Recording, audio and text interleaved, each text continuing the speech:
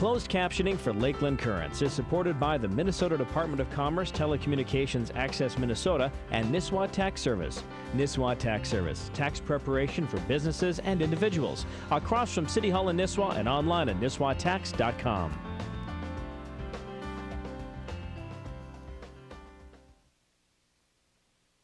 Good evening and welcome to Lakeland Currents, where tonight we talk about water quality in our lakes and rivers.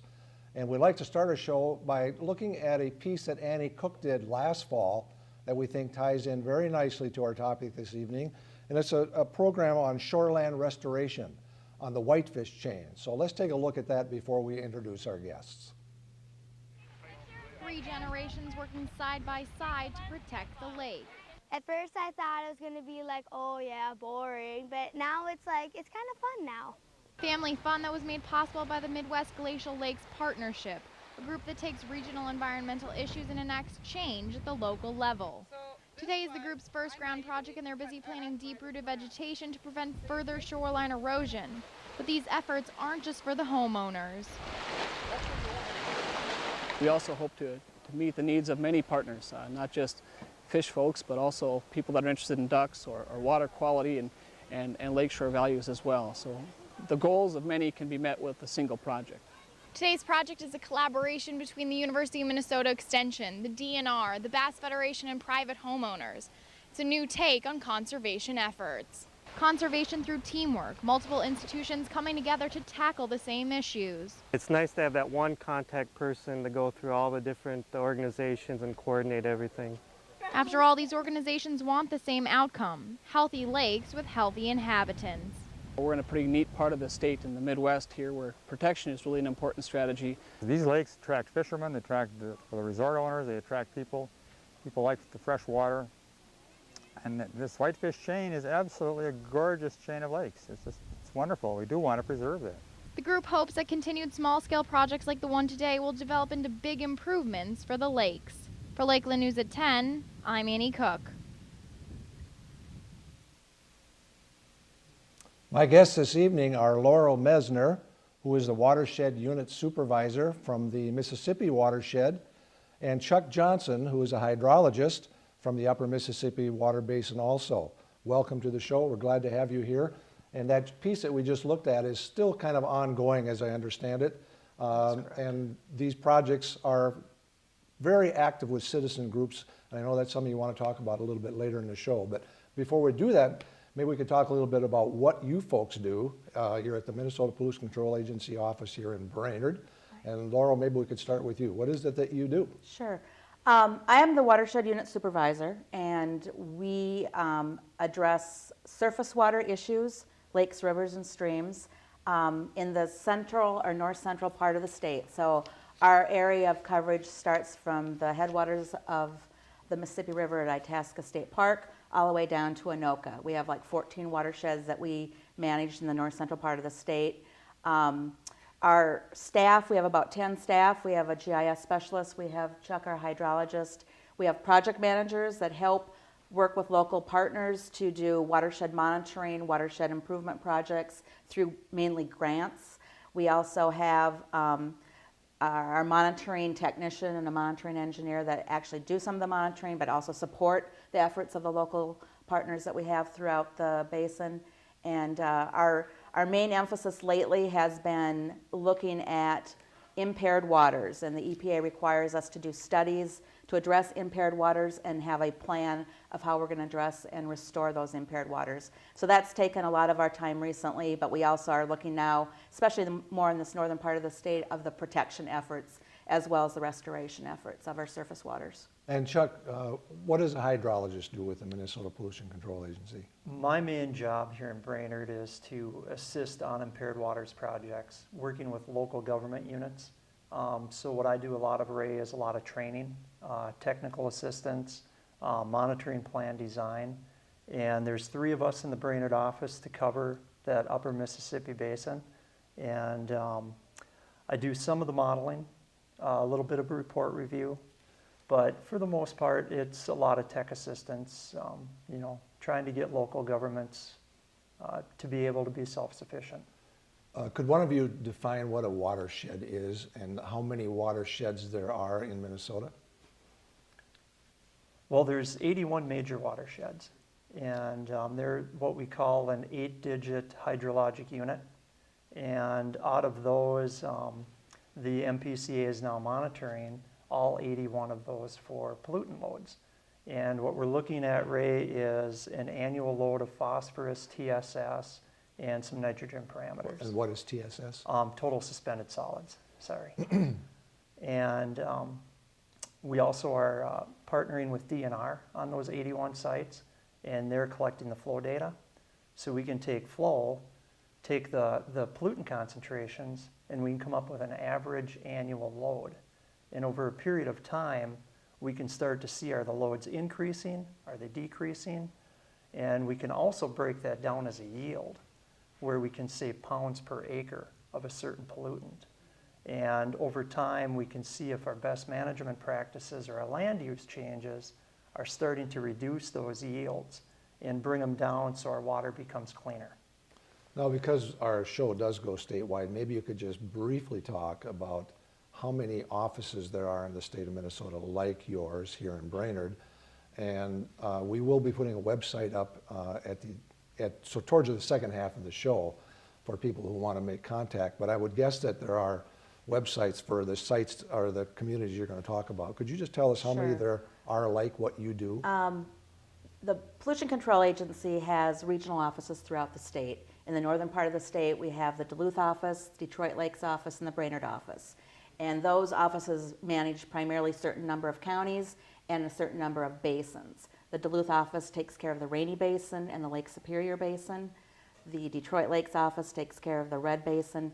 We take care of the Upper Miss. And then the Rochester, Mankato, Wilmer, and Marshall offices take care of the southern basins, and the metro is the St. Croix Basin. So there's a lower Mississippi Basin, there's the Minnesota Basin, and little parts of the Des Moines and the Missouri basins. But all of our offices have watershed units similar to ours that address these surface water issues. The thing I think when we started visiting about this program that amazed me was how few rivers and lakes have been monitored. And the reason I say that is the water quality issues I thought have been sort of on the forefront in the state since the 60s and the 70s. But in fact, there are fewer than 20% of our rivers and lakes that have even been really monitored. Is that a fair thing to say? Yeah.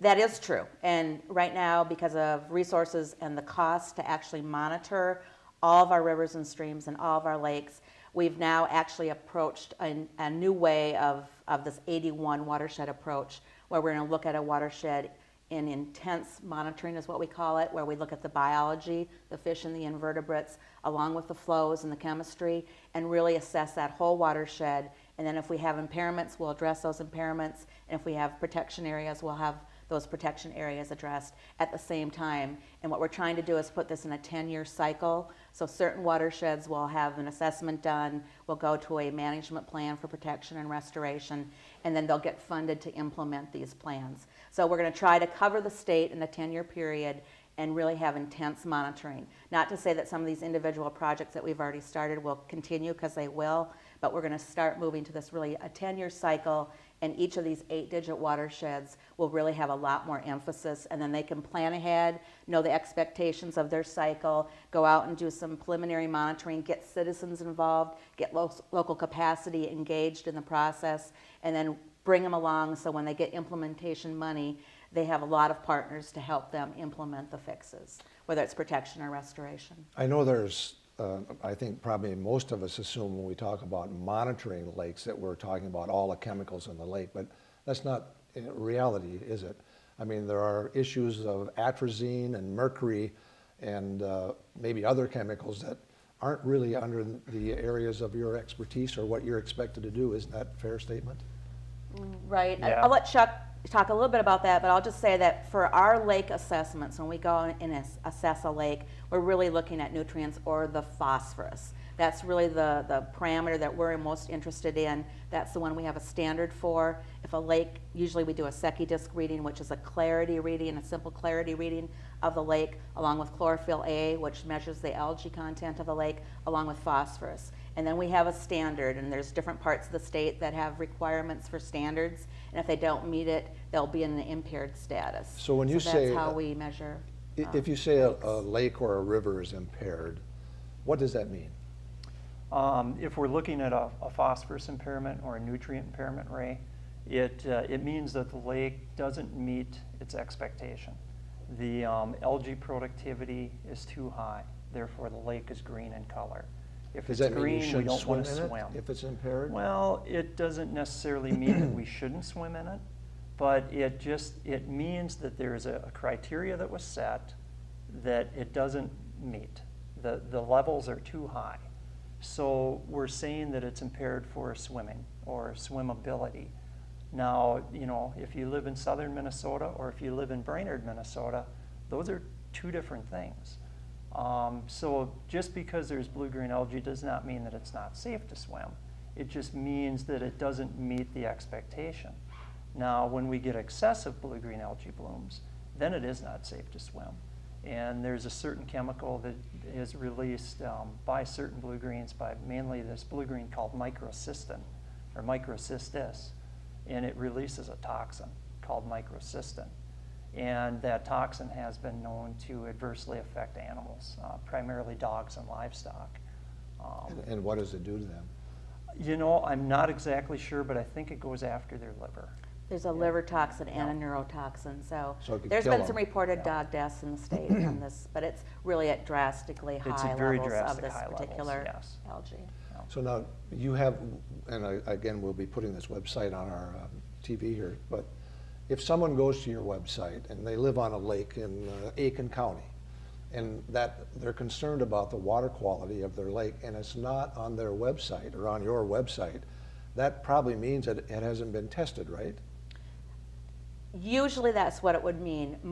All of our monitoring activities, we require those data points to be entered into our state system, which also ties in with our EPA, Environmental Protection System. And so, I'm sorry. The data that we use to do assessments, we really need the citizens to help us. And the Citizen Lake Monitoring Program, which is where we get a lot of citizens, they can find out if their lake's been monitored by looking at these reports that we come out annually. It lists all the lakes in the state of Minnesota. It shows the recent trends. And any other additional monitoring, whether they added chlorophyll or phosphorus, will also get in there. But the website is kind of nice because you can go into, whether it's a Lake Finder, a DNR, or our water quality website, you can type in a name, or you can take the map and point on your lake, and you can find out all the data that's available for your lake. So you can pretty easily find out if your lake's been assessed or not, or you can call any of the Pollution Control Agency offices, or usually DNR too, and they can help you track that down. And what is the relationship between the Pollution Control Agency, the DNR, and the counties when it comes to jurisdiction or who does the work on these lakes? How is that determined? Well, is that a hard question? I'm not sure. No, it's not really a hard question. Sometimes. Yeah, It's different all over the place. you have to think about it a little bit. But I've been with the agency for 2 years, and my past history is I worked for a watershed district in the metro area for about well, I guess on and off for about 18 years. And how I see the relationship is PCA is there to help with water quality issues. Phosphorus, chlorophyll. If we're looking at rivers, it would be for biological communities that are not game fish. It would be invertebrate communities to see if there's an impairment to the bug community or the mineral community, basically. And DNR's role is more of a game fish role for lakes. The first place you call is typically DNR fisheries when you're looking for information. But DNR fisheries will have fishing information or potential stocking information. They might not have very much information on what the algae concentration is or what the water clarity is. And then the local units of government, Their role is to try to tie it all together and to create land use practices or ordinances or, you know, rules and regulations to live by so we don't degrade or get worse. That's how I see it. And I know there are mercury reports that come out, and that does come out from the DNR about whether to eat fish X amount of times a week or a month or whatever. And so that would be under their perusal for the most part. Yeah, and actually, Ray, our biological crews help collect a lot of that fish tissue data, and then Department of Health does the analytical, and it goes through DNR because they're responsible for the fish. You know, that's their purview, is at least for fisheries. Now, and I know the Minnesota River has been defined for years as an impaired river. I would guess that would be the terminology. Yeah. And I think there has been legislation and perhaps even some allocation of resources to start dealing with that. In your area, the Mississippi Watershed, if you find an area that's seriously impaired, and I don't know that you found that or not, but if you would find an area, what would be the next steps that you would take to start dealing with that problem? Well, in general, how we address impaired waters is that the EPA requires us to do a list every 2 years, that if our data says that something's not meeting standard, we put it on a list of impaired waters, and that would be lakes and rivers and streams. Once it's on that list, we have so many years where we have to do a study that identifies all the sources of the pollution, and then what is our plan, management plan, to reduce those sources of pollution to levels that will meet those water bodies back to meeting standards. Right now in the state, we have about 2,500 plus impairments, whether it's a river, reach, or a lake in the state. About half of those are mercury. The rest would be nutrients for lakes, turbidity, fecal coliform, low dissolved oxygen for rivers, and low biology, low fish and invertebrates. Then they have, once the study is done, then we have an implementation plan that we usually work with the local partners. We want to get people involved and aware of whether your water is impaired, what's happening at a local level. We partner with local units of government and oftentimes consultants to help with these studies and help get these implementation plans done. And then we really count on the local partners and local people in that watershed or lakeshed to help with that implementation. So it's a process where we are required to do this study if you're found to be impaired, and then we do an implementation plan, hopefully to restore it. Now the one thing to keep in mind is that some of these water bodies took 5, 10, 20, 30 years to get impaired. It might take 5, 10, 20, 30 years to restore them if we can get them back to meeting standards. So we have a number of TMDL studies underway in the upper Mississippi River Basin right now. There's quite a few active projects in the North Fork of the Crow, down in the Mississippi River St. Cloud area, the Elk River. We have Lake Margaret here locally that's under a TMDL study right now. So there's pockets of activity almost everywhere in our basin, and the more we're monitoring, the more we're finding out more impairments. I mean, the northern part of the state is still pretty good shape, but the more we monitor, the more we're going to find some more impairments. Let's just talk a minute about Margaret. And a lot of people obviously won't know about Lake Margaret, but it's hooked up to the Gull Lake chain. And it's sort of unique in that it kind of goes back, and I don't think there's any major cricks coming into it.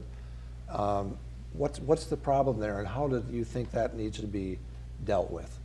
I think I'm going to let Chuck handle that because he's been working with our project manager that's actually doing the report.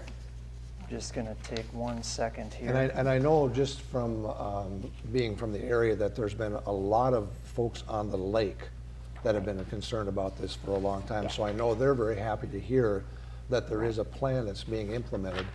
And I know agriculture is certainly a factor here because there are a number of farms in that area. Yeah, the Lake Margaret watershed is about 200 acres of land per acre of lake, and that's one of the issues. If you think about rainfall landing on an acre of land, and so much water runs off from that 1 inch of rain or 2 inch of rain, whatever it is, certain percentage, and that rainfall then collects and goes into a tributary, a creek, or a river, and it feeds into receiving water. And in this case, Lake Margaret's the receiving water. When you have that large of a watershed to lake ratio, you end up transporting a fair amount of nutrients, primarily phosphorus. And, you know, historical land uses, you know, think of when this area was forested and all the wetlands were still intact.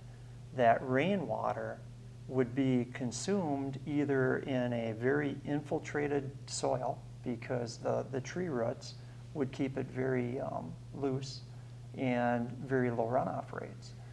As we change forest land into ag land, you know, turn of the century or in the 20s or the 30s, that soil becomes more compact because you start to run either oxen over it or tractors over it repeatedly, and you lose that infiltration ability. So now you're getting higher rates of runoff because the land use has changed. With that higher rate of runoff becomes a higher, you know, percentage of phosphorus being transported. And, you know, soil erosion in summer from rainfall, soil erosion in winter when there's no snow cover and the fields sit barren. And with Lake Margaret, what has happened is just over the years, it's accumulated. And our study that is in draft form right now, and I believe is going to be submitted to EPA soon, is indicating that roughly about 20% to 25% of the annual phosphorus load. So if we think of a load, think of it like a checkbook. You know, money coming in, money going out need to be fairly equal, or we run into a problem. And with Lake Margaret, we have 80% is coming from the watershed roughly, 20% is coming from an in-lake source. Well, that in-lake source is typically from this historical phosphorus load.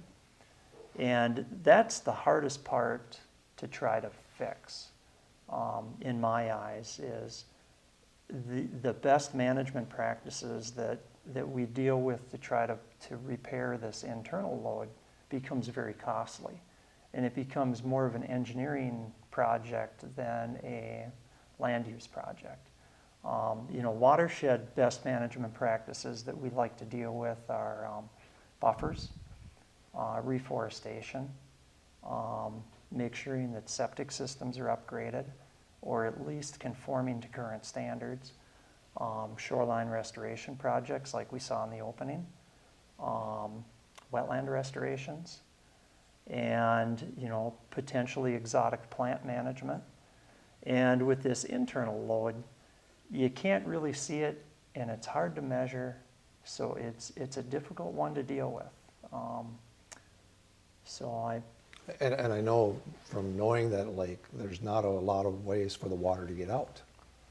Yeah. So a lot of the sediment obviously comes in and stays there. Yep. And I would guess that this is not unique to other watersheds. I'm sure all of these have this sort of circumstance. Yeah. So you mentioned best practices, which is when organizations get together, do you help them define what best practices are so that they can start practicing those things in their area? I think it's a really great example of all the local partners that are working on Lake Margaret. They came to us and actually asked to do that study sooner rather than later because they have an active Lake Margaret Conservation Group. They then partnered and worked with the broader Gull Lake Association, the City of Lake Shore, Cass County. They've all come together and really got that project going. I think they're looking at all sorts of things to do in that watershed. And, you know, whether it's going to be a lot of it's going to be in lake, and that's hard to identify, and the historical runoff from the watershed. There used to be a fair amount of ag and pasture land. Now it's not doing that anymore, but it's still in the lake. But I think it's everything that we can do will help that lake. And so I think that group is extremely motivated. They have a draft implementation plan that's going to look at everything that they can do, and everybody will have their piece of it to do. But as Chuck said, some of this is going to be a challenge because it's there's not a whole lot of treatment or you know, scooping it out and getting rid of that phosphorus load on this particular lake. But it's a good example of really all the players coming together and really doing wanting to address this lake and get it back to to meeting standards. We just have a couple minutes left, but I know that citizen group help is really critical, isn't it? Exactly. Could you just talk a little bit about how citizens can get involved if they want to? I think it's really important. I think we're going to be posting our website, and there's a lot of information on water quality. One of the biggest sites that we'd like to direct people to is where you can go in and pick a water body, a lake, a river, stream that you either live on or you recreate on, and find out what's going on. Find out if we have information on that water body. The second thing is to check in with your local unit of government, whether it's your lake association, COLAs, which are groups of lake associations in particular counties, the Soil and Water Conservation District in every county, and every county has a county water planner. Those people are always interacting with the PCA and the DNR, assessing our waters, managing our waters, getting grant projects underway, restoration buffer strips underway. There's a lot of activity, but you need to get involved, and I think you need to be aware of what's going on, because there's a lot going on right now with surface waters in the state of Minnesota. We have a lot of work to do. Important work that you're doing, and I know there probably aren't nearly as many state employees on these jobs as a lot of people think there are. So you're spread out over a very large geographic area trying to cover a lot of important work. And obviously what goes on in Bemidji affects people in Anoka. And even if they aren't on a river or a lake, it could affect the aquifer they're living by. So this is really important stuff.